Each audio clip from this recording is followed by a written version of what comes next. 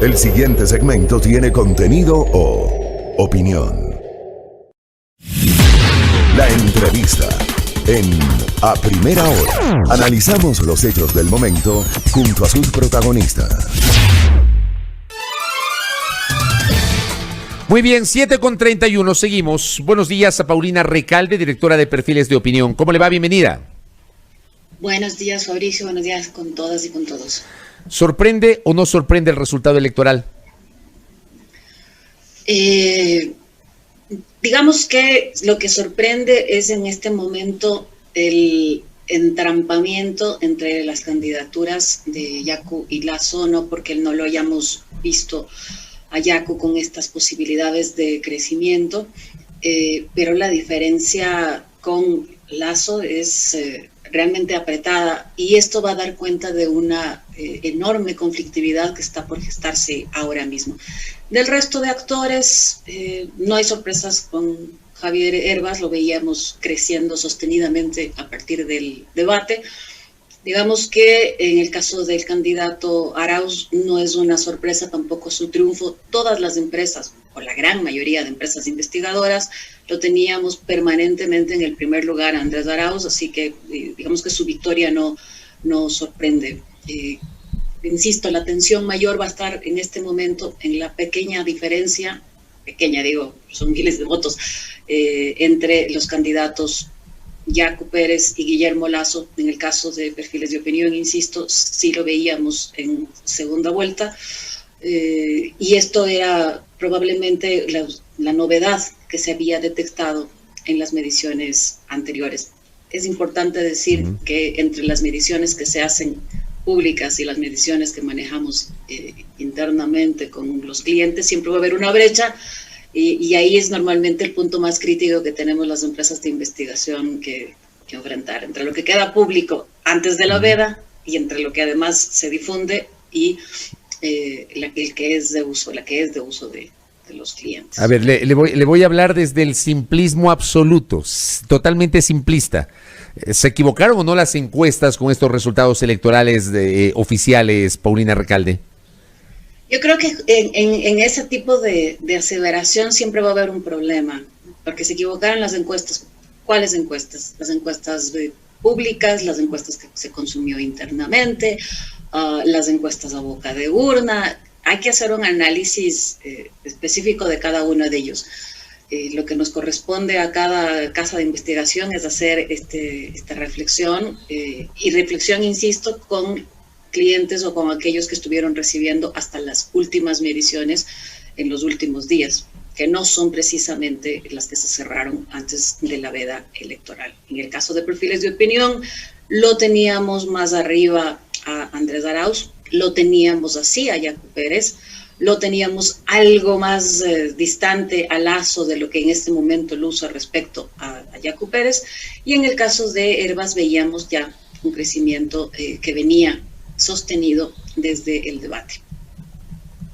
De acuerdo, vamos a analizar cada uno de ellos. Lo de Arauz, a esta hora, revisando el último corte que tenemos de los resultados del Consejo Nacional Electoral, Arauz tiene 32.20%. O sea, creo que ya no se va a mover de ahí. Están procesadas el 97.56% de las actas. Hay un 13.96% de actas con novedad, pero él tiene 32.20%. Leamos el tema justamente de Arauz. Sí, yo iría un pasito más atrás porque me parece que hay una línea fundamental de contexto en este proceso electoral. Tenemos una participación récord en este momento, hay un 84% de participación. Recordemos que en 2017 teníamos 81% y ya hablábamos de una gran participación. Esto es una lección y una señal muy importante de la vocación de participación y de voto que tiene el Ecuador. O sea, la pandemia no afectó, porque obviamente la duda o el temor era que la pandemia iba a provocar el ausentismo. Sí, no solamente la pandemia en términos del temor de la población, sino porque lo que veníamos señalando durante todo este tiempo, el desincentivo que hubo de parte de varias instituciones, poderes del Estado, instituciones por ejemplo, como el Ejecutivo, que en su momento incluso casi dijeron que se podía la población inhibir de asistir si tuviese temor de la crisis sanitaria. Yo creo que esta es una señal fundamental que hay que señalar. La población ecuatoriana tiene una vocación de voto y de participación que realmente es destacable. Esto es un primer elemento. Segundo, respecto a Andrés Arauz, me parece que es importante señalar al menos dos cosas. Una fuerza política que ha vivido, ha sufrido durante todo este periodo de tiempo intentos de proscripción, tiene a la mayoría, buena parte de su dirigencia fuera del país, incluso con conflictos legales abiertos, dificultades hasta al filo de la inscripción para confirmar que esta era la candidatura confirmada, mudanza permanente de organización política, y me parece que es una victoria digna de resaltar por la distancia con el segundo y tercero, porque se afinca con un triunfo que en este momento no está en discusión en la primera vuelta.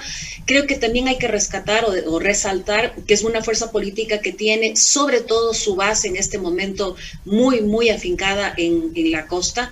Esto ha quedado claro con porcentajes y con gran desempeño en mi provincia de Manabí, que ya la conocemos como su trinchera, en el caso de Guayas, en el caso de Los Ríos. Esto es lo que tiene que ser señalado. Y una candidatura, además, en torno a la cual, o frente a la cual, los 15 binomios restantes desplegaron discursos de oposición, de cuestionamiento, de diferenciación a la candidatura de Arauz y de Rabascal. En ese sentido, me parece que es una victoria muy importante la que obtiene UNES, la Revolución Ciudadana, el candidato Andrés Arauz.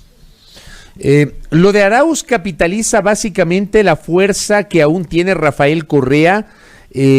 No podemos decir o no podemos pensar que son votos de Arauz, sino votos del correísmo, Paulina.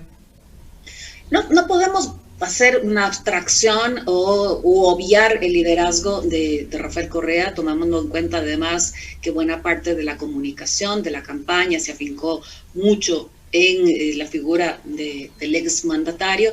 Sin embargo, no podemos tampoco desconocer el despliegue del binomio de Arauz, de Rabascal en territorio, lo que permite además que, como ya hemos mirado en los escrutinios, el que se ubique como una fuerza política también muy importante con el legislativo. Esta fuerza, es cierto que hay un factor de endoso, un factor de gran elector, pero no se puede obviar tampoco al resto de actores y su desempeño en territorio. En ese sentido, yo diría que es un binomio que cumple muy eficientemente el voto orgánico, el voto identitario que ha tenido históricamente la Revolución Ciudadana y que además, insisto, ahora se afinca cada vez más en un gran desempeño en la costa.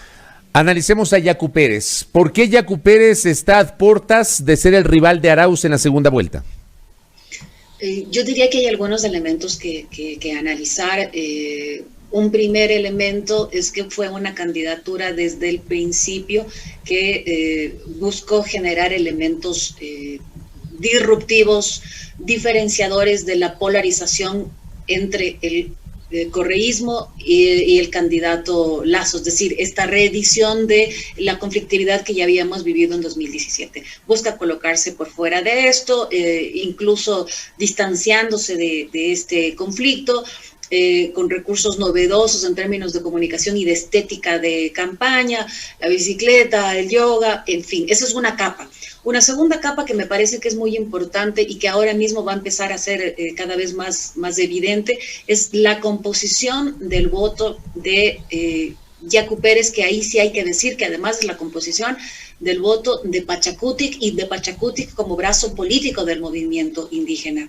Es decir, una capacidad de asentarse en los territorios de la sierra, sobre todo en poblaciones, para referirme a las poblaciones de Sierra Central, poblaciones además con población, con incidencia de pobreza.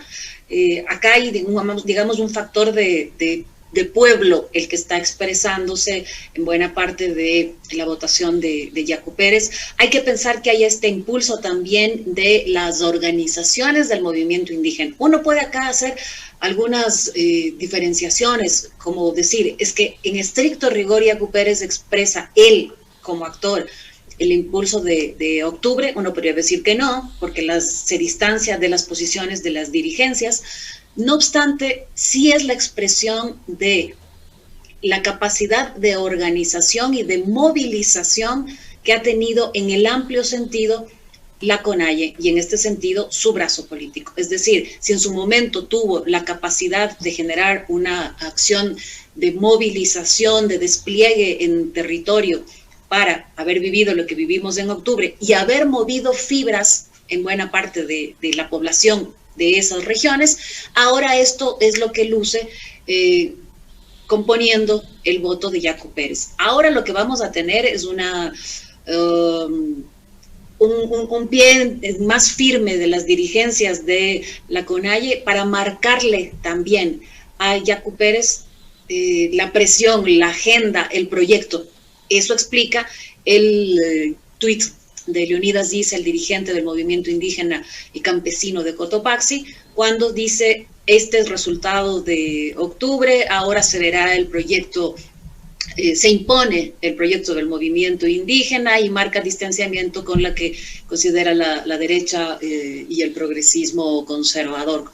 Es decir, marca la cancha y de aquí en más vamos a ver otro despliegue, no solamente pensando si es que se confirma que es la segunda vuelta con él, sino ahora mismo en la defensa de esta votación que será con apertura de urnas y con conteo voto a voto sin duda alguna.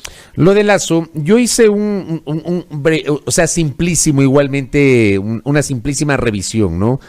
Lasso en su primera participación cuando irrumpe en la política en 2013, queda segundo, pero no hubo segunda vuelta en 2013. Correa ganó con el 57% en primera vuelta, pero Lasso llega a quedar segundo con el 22.68%. Pero en el 2017 uno podría entender que hubo una evolución del candidato de Creo y llega a la segunda vuelta con el 28.09% de los votos. Hoy Lasso no llega al 20%, tiene 19.6% según este resultado que estamos viendo y tiene la posibilidad de no llegar a la segunda vuelta. ¿Cómo entendemos esta involución de Lasso, si es que se le puede llamar así, Paulina Recalde? Yo diría que es una enorme derrota de la derecha. Realmente es una enorme derrota de la derecha en la medida en que en torno a la candidatura de Guillermo Lasso confluyeron una serie de actores. Estamos hablando de la candidatura de la alianza electoral Creo-PSC. Y yo diría entonces que la comparación no habría que hacer solamente en relación a 2017, que son las cifras que usted ha mencionado, Fabricio. No habría que hacer la comparación solamente con el 28% de Guillermo Lasso de Creo, sino también con el 16% de Cynthia Viteri. Y en esa medida, habiendo confluido todos los actores y varios poderes en torno a la candidatura de Guillermo Lasso, eso es lo más relevante o lo más destacable en torno a esta unificación. La derrota en términos de votación, la derrota además en provincias emblemáticas. Vamos a hablar de la provincia del Guayas, por ejemplo, en la que se suponía que el empuje de la alianza con el Partido Social Cristiano tendría que haberle dotado de mayor fuerza a la candidatura de Guillermo Lasso, una candidatura que además llega a estas instancias con cifras de credibilidad de apenas el 16%, incluso en algunos momentos del 13%, es decir, una candidatura con mal desempeño en términos de imagen, en términos de credibilidad. No se le puede pedir ya más despliegue de recursos a esa candidatura porque ha estado en constante campaña. No se le puede ya pedir el haber sumado a otros actores o a otras fuerzas porque el propio Partido Social Cristiano, el propio Jaime Nebot, Cynthia Viteri se sumaron a llamar o acompañar a la candidatura de Guillermo Lasso. Tal vez solamente en el ultimísimo tramo es que Jaime Nebot se distancia cuando lanza el video en el que llama a votar y da varias razones para votar, pero no lo nombra a Guillermo Lasso. Probablemente esto es ya conociendo resultados posibles o resultados cercanos. Y si es que llegara en este momento Guillermo Lasso por este conteo voto a voto a la segunda vuelta, es un Guillermo Lasso que entra realmente muy disminuido a una posible segunda vuelta, y por eso insisto que esto tiene que ser interpretado como una amplia derrota de la derecha y de esta confluencia y esta alianza político-electoral de varios actores. Lo último, y abusando de su tiempo, le robo un minutito más, Paulina. Ayer en algunos canales, digo, a veces hay fijaciones para ciertos temas, ¿no? Y obviamente hubo un recorrido de analistas que uno ya sabe la posición que tienen, es legítima desde su propia concepción, ¿no? Pero decían, o sea, se dedicaron más a analizar el hecho de que, según ellos, el 68% del país rechaza el correísmo. O sea, no analizaron que el 32% apoyó a Andrés Arauz, sino que el 68% desde la concepción de ellos rechaza el correísmo. Yo le quiero preguntar a usted, ¿es así? ¿Es tan simple como eso decir que el 68% de los ecuatorianos rechazan al correísmo porque solamente obtuvo el 32% de los votos? Es una grotesca simplificación realmente de la elección, y no porque tenga que ver con esta fuerza, sino porque si algo nos ha transmitido realmente esta elección es que es bastante más compleja que solamente este clivaje correísmo-anticorreísmo. Yo creo que la lección, el mensaje que deja sentado es justamente eso, que por fuera de este clivaje y por fuera de esta polarización y guión que han buscado varios actores dejar en el centro, han surgido candidaturas y han surgido mensajes como la de Yacu Pérez, como la de Javier Hervas. Esto explica más nítidamente cuál es el país que estamos viviendo en este momento. Y de todos modos, el binomio Arauz-Rabascal, en cambio, podría decir que con esta simplificación, es que teniendo a 15 binomios en contra, aún así gana con el 32% y gana también para resolver para ellos la presencia en segunda vuelta, sin esta pulsada voto a voto que tiene que vivir ahora mismo el binomio de Yacu Pérez y de Guillermo Lasso. Correcto. Es una simplificación. Creo que nos ha quedado clarísimo que el país ahora mismo es bastante más que eso. Sí, por eso, vea, perdóneme que hable de término en modo tan coloquial. Yo me muero de las iras cuando reducen el simplismo. O sea, de verdad, yo en lo personal, con todo respeto, estoy cansado, harto, hasta aquí, de que el rebate entre la sociedad ecuatoriana lo reduzcan al correísmo y al anticorreísmo. O sea, aquí no hay medias tintas. Para alguna gente, eso el correísmo o el anticorreísmo, y no hay medias tintas. Ojalá que entiendan estos actores el resultado de este proceso electoral y la votación que alcanzan Yacu Pérez y Javier Hervas, para que se comprenda un poquito aquello. Paulina, gracias. Le comprometo para que nos siga acompañando en el futuro. Que tenga un buen día. Con mucho gusto. Buen día, Fabricio, con todas y con todos. Gracias, muy amable. Paulina Recalde, directora de Perfiles de Opinión.